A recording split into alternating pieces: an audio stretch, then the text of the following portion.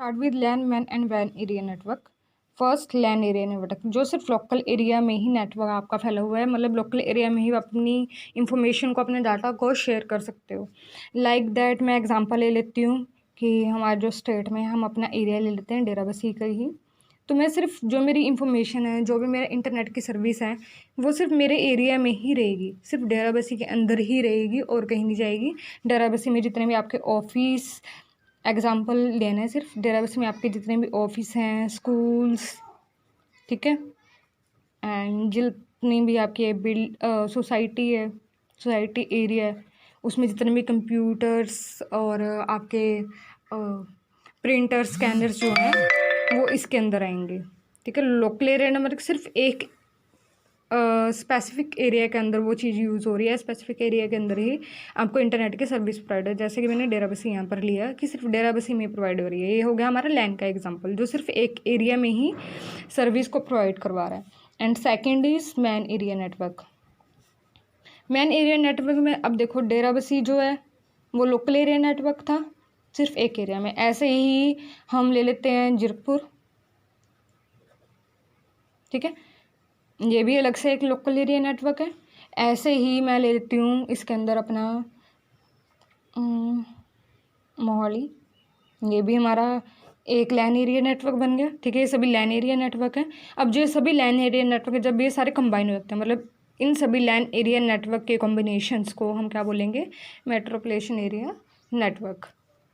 Like that इसमें क्या होता है, लैन कनेक्टेड हो जाते हैं एक दूसरे के साथ, जितने भी लैन होंगे। लाइक दैट मैं पूरा पंजाब मान लेती हूँ, मतलब जितने भी ये सारे हैं ये पूरे पंजाब के मान लेते हैं। ठीक है, तो पंजाब में काफ़ी सारे लैन हैं, उन सभी लैन के कॉम्बिनेशंस को हम क्या बोल देते हैं, मैन एरिया नेटवर्क। इन सभी लैन के कनेक्शंस को बोलेंगे man area network. I hope that point is clear. Lens के कनेक्टिविटी को मेट्रोपॉलिटन एरिया नेटवर्क बोला जाता है। Third is wide area network.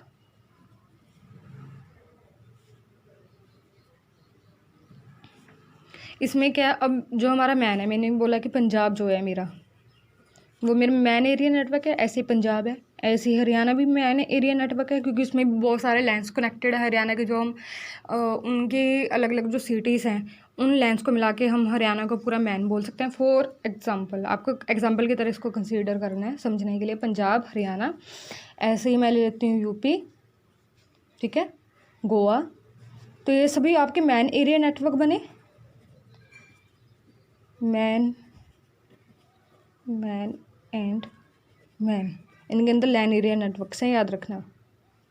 ठीक है, तो मैन एरिया नेटवर्क हैं, ये सभी को अगर हम कनेक्ट करें, इन सभी के डाटा को जो ट्रांसफ़र को हम कनेक्ट करें बाय इंटरनेट, तो सभी मैन्स जो मिलकर हैं, अब देखो ये पंजाब, हरियाणा, यूपी, गोवा मैंने ले लिया, ये सारे मेरे मैन हैं, लेकिन ये किसके अंदर आ रहे हैं, इंडिया।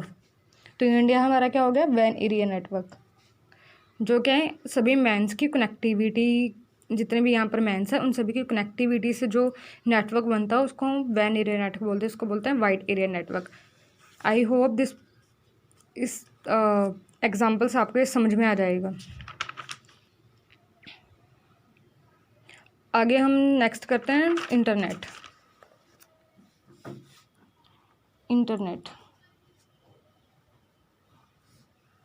अब इंटरनेट क्या है, इंटरनेट क्या है कि आपको जो डाटा ट्रांसफ़र करता है, data sharing with the help of wireless and wired connectivity from one device to another। जो एक जगह से या एक डिवाइस से दूसरे डिवाइस के ज़रिए तक एक अपना डाटा शेयर करता है, पहुंचाता है, चाहे वो वायरलेस कनेक्टिविटी है या वायर्ड कनेक्टिविटी है, उसको हम क्या बोलते हैं, इंटरनेट। इंटर का मतलब है एक दूसरे से कनेक्टेड है, और नेट का मतलब है आप इसको बोल सकते हो तारों का जाल। मतलब एक जाल बिछाया गया पूरे उसमें, जो वायरलेस भी है और वायर्ड भी है। वायरलेस मीन्स बाय सैटेलाइट, और वायर्ड मतलब आपकी जो आपके फ़ोन कनेक्टिविटी के साथ जो भी आपका डाटा शेयरिंग वगैरह होता है वायर्ड कनेक्टिविटी के ज़रिए, तो उसके ज़रिए से जो हमारे पास है वो इंफॉर्मेशन शेयर कर रहा है बाय नेट, तो उसको हम इंटरनेट बोलेंगे। इंटरनेट के बाद आपका नेक्स्ट टॉपिक आता है इसके अंदर वर्ल्ड वाइड वेब, WW। आप देखते हैं ना www.google.com कुछ भी, तो इसको हम बोलते हैं वाइड एरिया नेटवर्क। अब वाइड एरिया नेटवर्क के अंदर आपका क्या आता है, इसके अंदर वाइड का मतलब है कि ये लिंक्स को इंटरकनेक्टेड करता है। जो हमारे हाइपर लिंक्स होते हैं उनको कनेक्ट करता है किसके साथ, हमारी वेबसाइट के साथ, जो हमारे पेजेस हैं उसके साथ कनेक्ट करता है हाइपर लिंक। और जो हमारे पेजेस होते हैं जिन्हें हम ऑनलाइन डालते हैं उन सभी की ये क्या करता है, कनेक्टिविटी बनाता है। जैसे मेरी वीडियो है और हाइपर लिंक के ज़रिए जैसे कि मैं यूट्यूब पे उसको वो कर रही हूँ, अपलोड कर रही हूँ, तो उन दोनों के बीच ये क्या कर रहा है, कम्बिनेशन बना रहा है। जैसे मेरी वीडियोज़ हैं कम्बिनेशन बना रहा है और आपको वो सर्विस प्रोवाइड करवा रहा है, उसका वो लिंक क्रिएट कर रहा है प्रॉपर वे में। अगर मैं वीडियोस को डिलीट कर देती हूँ तो आपको एरर शो हो जाएगा, मतलब अगर पेज ही नहीं है मेरे पास कोई चीज़ है ही नहीं, तो हाइपर लिंक सेम रहेगा लेकिन आपको एरर शो होगा। तो वर्ल्ड वाइड वेब में आपके 3-4 फॉर्म्स क्लियर होनी ज़रूरी हैं। फर्स्ट है वेब ब्राउज़र, जिसकी हेल्प से आप ओपन करते हो किसी भी सर्च इंजन को। लाइक दैट वेब ब्राउज़र आपका यूसी ब्राउज़र जो आपका Opera Mini, CM browser, Mozilla Firefox, and next we count Google Chrome. तो आपके वेब ब्राउज़र्स हैं, इनकी हेल्प के बिना तो आप ओपन नहीं कर सकते किसी भी सर्च इंजन को या कोई भी अपनी वेबसाइट्स को।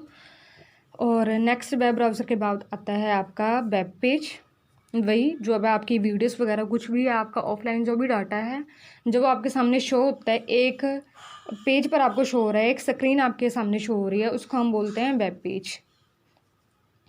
तो वेब पेज के अंदर कुछ लिखने की ज़रूरत नहीं है। नेक्स्ट है वेबसाइट। वेबसाइट वही है कि जो आपका वेब पेज है उसका लिंक क्रिएट करता है, उस लिंक को जो हाइपर लिंक क्रिएट करता है उसको हम बोलते हैं इसकी website. It is a link of any web page और पेज। अब आपकी वेबसाइट कैसे होती हैं, फर्स्ट होता है आपका HTTP, hyper link transfer protocol. मतलब ये क्या करता है, आपके लिंक आपकी जो भी फाइल्स हैं उनको एक छोटे से लिंक में कन्वर्ट करता है, जिसकी वजह से आपके जो पेजेस हैं, जो भी आपकी फाइल्स हैं वो ओपन हो पाती हैं।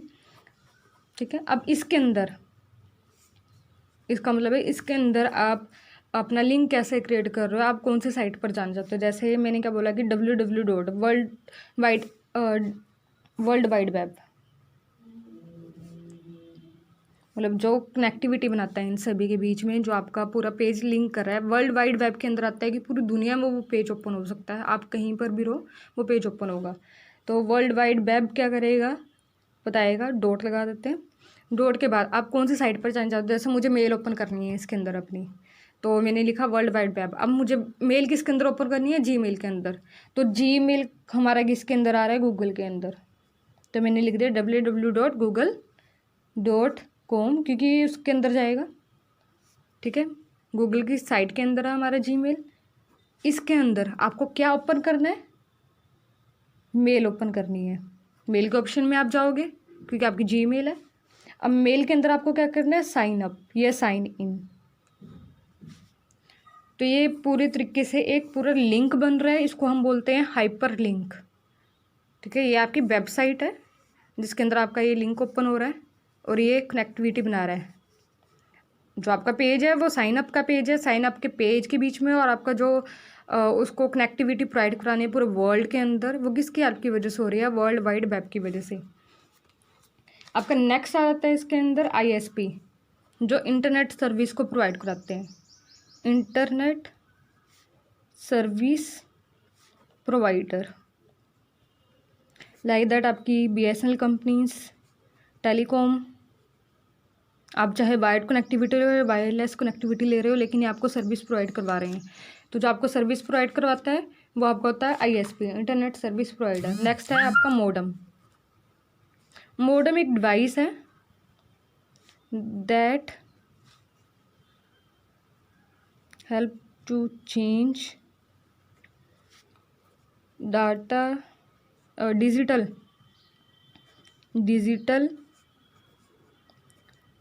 डाटा या digital packets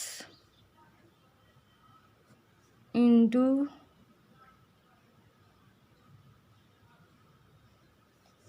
help to change data packets in, हाँ, digital data into phone signals, जो आपकी हेल्प करते हैं। आपके जो एनालॉग सिग्नल्स होते हैं उनको पहले तो वो डिजिटल सिग्नल्स में कन्वर्ट करते हैं, जो हमारा इंटरनेट है। तो उस डिजिटल सिग्नल्स को, अगर मेरा वायरलेस कनेक्शंस है, वायर्ड कनेक्शंस हैं, तो जो हमारे फ़ोन्स के सिग्नल्स होते हैं उसके अकॉर्डिंग फ़ोन्स में जिससे वो डाटा ट्रांसफ़र हो सके वायर्ड कनेक्टिविटी के ज़रिए, तो उसमें चेंज करता है हमारा मोडम। अब इसके बाद हम इसके अंदर करते हैं कि ये वर्क कैसे करता है। आपके जो कनेक्टिविटी के टाइप्स हैं जैसे वायरलेस एंड वायर्ड है, तो जो आपके वायर्ड कनेक्शंस हैं वो आपके टेलीफोन के ज़रिए, किसके ज़रिए वो ट्रैवल करते हैं। फर्स्ट ऑफ ऑल आपके पास फ़ोन कनेक्शंस होने ज़रूरी हैं, आपके फ़ोन कनेक्टिविटी के ज़रिए कर सकता है फ़ोन कनेक्शंस।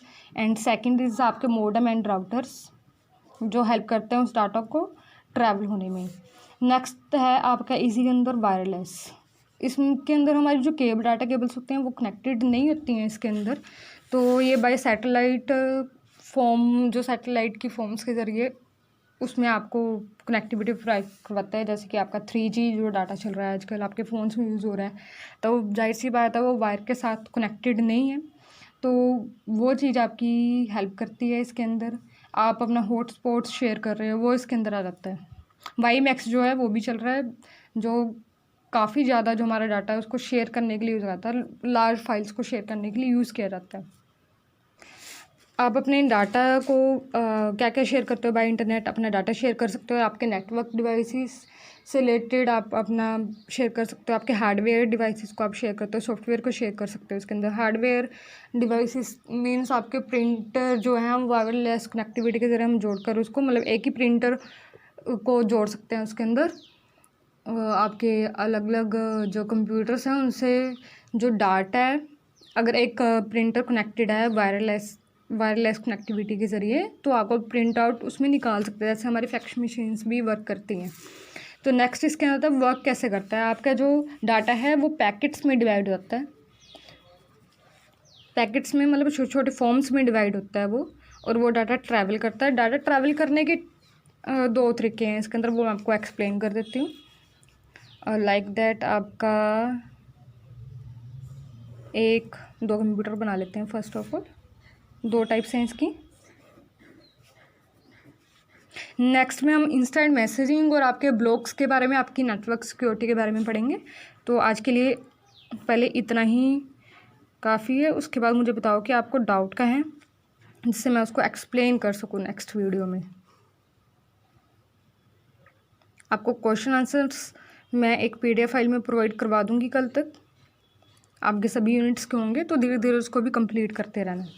तो 2 टाइप से आपका डाटा ट्रांसफ़र होता है, जैसे कि मैंने यहाँ से अपनी 3 फाइल्स भेजनी है, first file, second file and third file, और मुझे भेजनी है सेकंड कंप्यूटर के अंदर अपनी तीनों की तीनों फाइल्स। एक में क्या है कि तीनों फाइल्स एक साथ ट्रैवल करेंगी, मतलब तीनों एक साथ ही ट्रैवल कर रही हैं फाइल्स। अगर ये एक साथ ट्रैवल करेंगी, मतलब मैंने कोई जीमेल से दूसरे जीमेल में 3 फाइल सेंड किया और तीनों को एक साथ किया है, तो फर्स्ट ऑफ ऑल इसका क्या होगा, मैंने क्या बताया था कि अगर हम जैसे हमारे रैम और रोम का सिस्टम होता है वैसे भी इसका ही सिस्टम वैसा ही है। इसमें क्या होगा, एक तो आपकी स्पीड कम हो जाएगी, स्लो स्पीड में जाएगा डाटा, क्योंकि उसको तीनों फाइल्स भेजनी है, जैसे हम 3 फाइल्स एक साथ डाउनलोड करते हैं, स्लो स्पीड होगी इसकी, ठीक है। और इससे क्या होगा, हमारा टाइम ज़्यादा लगेगा, टाइम का हम मिसयूज़ ज़्यादा कर रही हैं, ठीक है। फाइल्स भेजने में इसको टाइम ज़्यादा लगेगा, इसकी स्पीड भी स्लो रहेगी, क्योंकि तीनों फाइल्स आपकी एक साथ भेजी जा रही हैं। ऐसे ही एक और है आपका थर्ड,